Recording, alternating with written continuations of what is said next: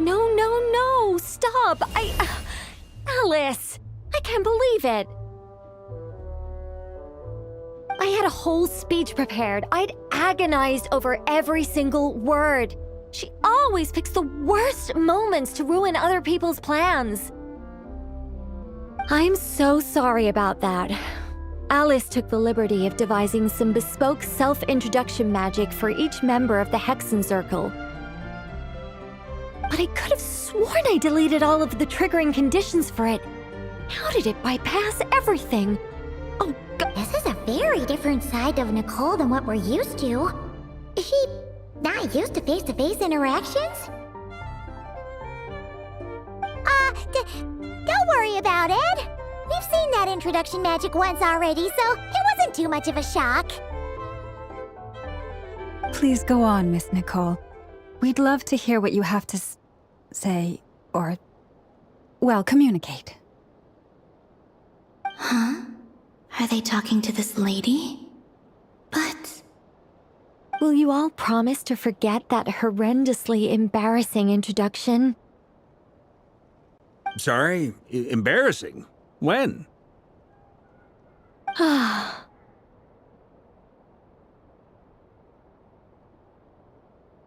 Yes, my name is Nicole, and I am one of a very few angels who have retained both their preferred form and their power. The Traveler and Paimon should be no strangers to this concept. There is another of our kind in Natlan. They call her the Lord of the Night. Alright! Paimon remembers her! Yes. Well, I have retained more of my power than she. It's because I don't have a long-term duty to fulfill. To be more specific... no. We'll be here all day if I get into the specifics. Moving on. If I'm not mistaken, you are here because you wish to learn how one might reach the moon beyond the sky. That's right. Is that something you can give us any guidance on? Yes, I do know a way. It began with the Hyperboreans, who lived after the War of Funerary Flame. Blank looks. Maybe I should start with the background of the war. Or maybe not. It shouldn't be an issue. I'll fill in the gaps for you when we have more time. Anyway, after that war ended, the three moons retreated to beyond the false sky. The Hyperboreans were humans I once aided. They accepted the civilization and creations bestowed upon them by the angels.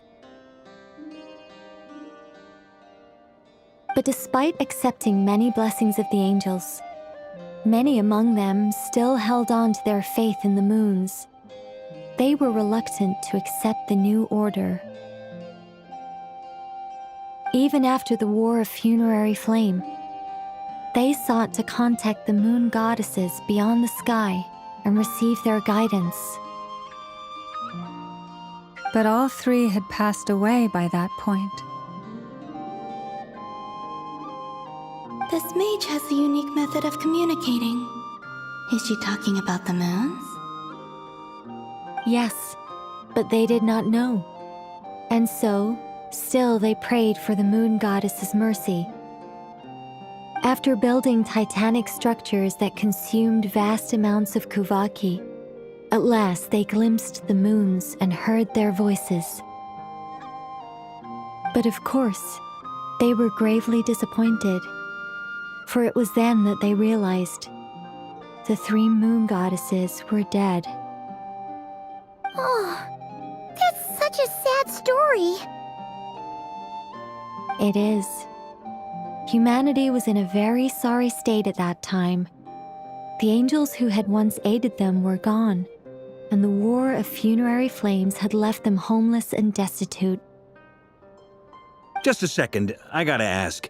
How relevant is all this history to the task at hand? Well, I mean, it's... Okay, It seems we've drifted into irrelevant narrative waters.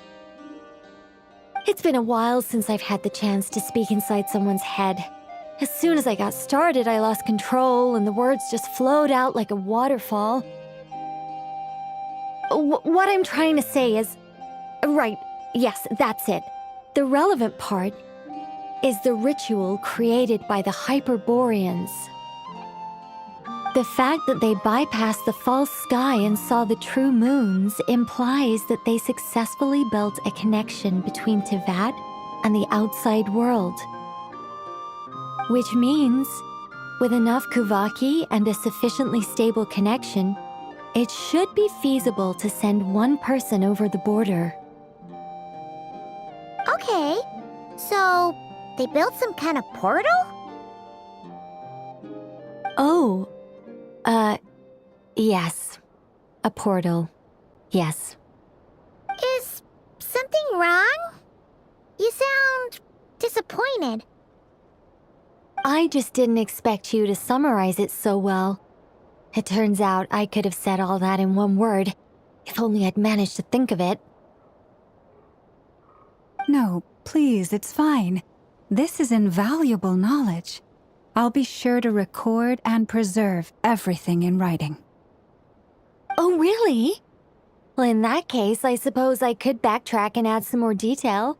I did gloss over a few things so far. Whoa, whoa, whoa, time out. Let's summarize what we've got first. The Hyperboreans were the last ones to use this method, right? So we somehow need to find whatever structure they built and make sure there's enough Kuvaki to power it up. Luckily, we have the moon marrow of both the eternal and iridescent moons, so we're all good for Kuvaki. Which means the key issue we need to focus on is finding the place. Am I right so far? Yes. Although I expect the structure is long gone by now. That said, what if we could take advantage of the phantoms to travel back to a time when it still existed? Well, travel back isn't quite accurate. It's more like we'd be creating a handshake between 2 points in space-time. We wouldn't even have to pick a time when it still existed. It could just be a time when it still appeared in phantom form via projection, or we could project our own phantoms, fold them together, and... You look lost. Was that too hard to follow? Yeah, things got a little, technical there. Paimon's brain is reaching capacity. All right. Let me think about how to put this more simply. Okay, got it. Over the next few days, I'll search for phantoms that we can use. Once I find one that meets the criteria, I'll let you know and we'll regroup. By completing certain rituals, specific individuals will be able to enter the phantom and make it to the Hyperborean structure. If everything checks out and it looks feasible, we'll just need to wait for Moon Prayer Night, and we can send the Moon Goddess back home. I'm really skimping on the detail here. Is this making any sense at all? I think so. For now, we'll just wait to hear from you. Yes. Basically, yes. Great. Counting on you. In the meantime, we'll focus on finding the Moon Goddess's name. My name? Are they looking for a way to stop me from disappearing? Excuse me, Miss... Go on, Miss Nicole. This conversation was a little all over the place. I didn't catch your name. I am Lauma, of the Frost Moon Scions. Ah, I did wonder. I noticed that you listened very intently when I spoke about Hyperborea and the moon's history. If you'd be interested, I'd love to visit you this evening and go through it again in greater detail. Also, if you were serious about making a record, it would be too risky to simply write down the raw details as is. I would suggest some tweaks. Maybe rewrite the stories as fairy tales or fables, perhaps even prayers. Anyway, we can cross that bridge when we come to it. So, see you later then? Oh, and no need to prepare anything. Just a cup of tea will do. See ya! She seems friendly. It's just... It's so nice to find someone who's actually willing to listen. I've been dying for a chance to finally go through all this systematically from start to finish. Any longer and I'd probably start forgetting it. Now Paimon gets why Alice told us to mind our heads. Ha ha ha ha! What did I tell you? A lot of quirky people in Alice's orbit.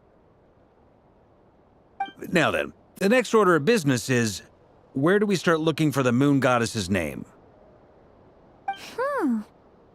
Maybe the rest of what Nicole has to say might give us some clues. Once I've heard her out, I'll summarize the salient points and share them with you all. I'm also inclined to review our other documents. Yes, our faith was first established by our Hyperborean ancestors, but many of the more factually accurate records are from after Kutar's birth. Sounds like we're gonna follow Kalabina's journey through Devat, huh? In that case, we'll start by heading to the Frost Moon Enclave.